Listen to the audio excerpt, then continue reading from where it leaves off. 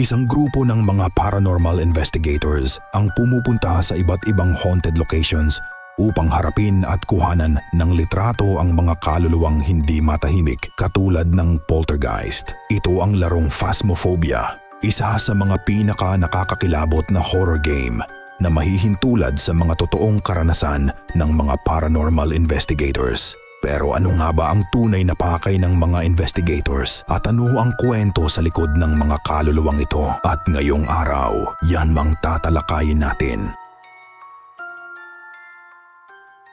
Ang grupo ng 1 hanggang 4 na paranormal investigators ay may iisang misyon, ang makakuha ng ebidensya ng mga multo gamit ang kanilang mga kagamitan. Layunin nilang ma-identify kung anong uri ng kaluluwa ang nasa loob ng isang lugar upang mai-report ito sa kanilang organisasyon na siyang bahalang magpadala ng mga exorcist o mga taong sanay sa pagpapaalis ng masasamang espiritu.